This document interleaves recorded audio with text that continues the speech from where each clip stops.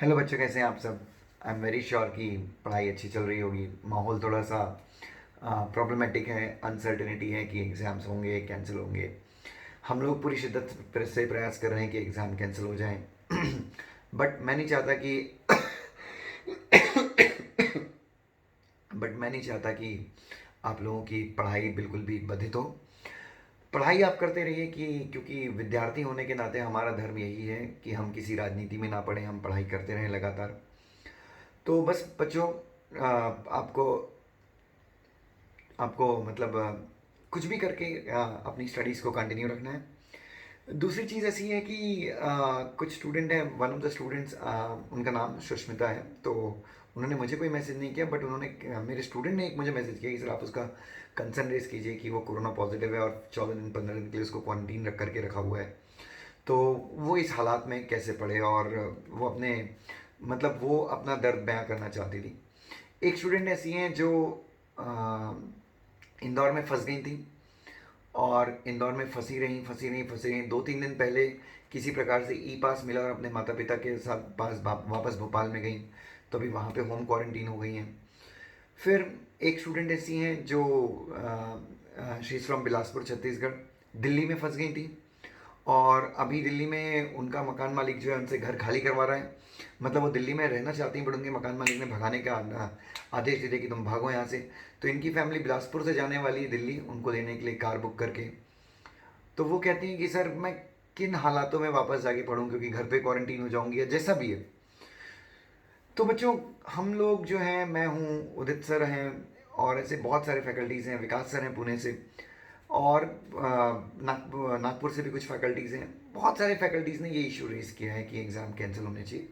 मैं तहे दिल से अपने हृदय के अंतिम छोर से उनको उनके प्रति आभार व्यक्त करता हूँ कि भाई ठीक है, हो सकता है हम प्रतिस्पर्धी हों, बट जहाँ पे क्योंकि स्टूडेंट हैं इसलिए हम सब हैं। तो स्टूडेंट्स के बिना हम कुछ नहीं है। और ये चीज़ मैं चाहता हूँ कि सब लोग रियलाइज़ करें। आज बहुत सारे स्टूडेंट्स के फ़ोन आए और उन्होंने कहा कि आज हम श्याम अग्रवाल जी को बहुत ज़्यादा मिस कर रहे हैं सर, जो हमारे पास्ट में प्रेसिडेंट थे श्याम अग्रवाल जी, उनको बहुत ज़्यादा मिस कर रहे हैं। तो बच्चों, मतलब ये कुछ मतलब जो एग्जीक्यूटिव और फाइनल के स्टूडेंट्स थे उन्होंने ऐसा कहा। तो गुजारिश यही है कि एक्शन जल्दी लिया जाएगा। हालांकि जो ICSI है वो भी जो है सरकार के बंधनों में बंधी हुई है, या सरकार के आदेश का पालन करना होता है। तो मेरा उम्मीद है कि बहुत जल्दी फैसला आएगा, क्योंकि परिस्थितियाँ दिन ब दिन भयावह होती जा रही है। जो मामले हैं कोरोना सकारात्मक जो लोग हैं उनकी संख्या में इजाफा हो रहा है। ज़िंदगी अटक सी गई है। कई लोग ऐसे हैं जिनको 13-14 दिन के बाद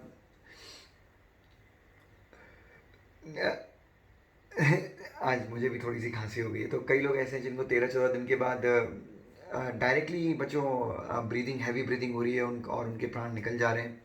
तो बस मैं आपको एक ही चीज़ चाहता हूँ बच्चों, कि आप बाहर मत निकलिए, घर पे रहिए, सुरक्षित रहिए, पढ़ाई करते रहिए। मैंने आज के वीडियो में कहा 1 2 3 घंटे जितने भी घंटे हो पढ़ाई करते रहिए। फिर ऐसा किसी ने कहा कि आज हम लोग ये कर रहे हैं, तो ऐसा किसी ने आज ट्विटर पे कुछ ऐसा दिखा कि दुष्यंजन और उदित सर की को जेल में डाल दीजिए, क्योंकि वो क्या कर रहे हैं भगवान जाने।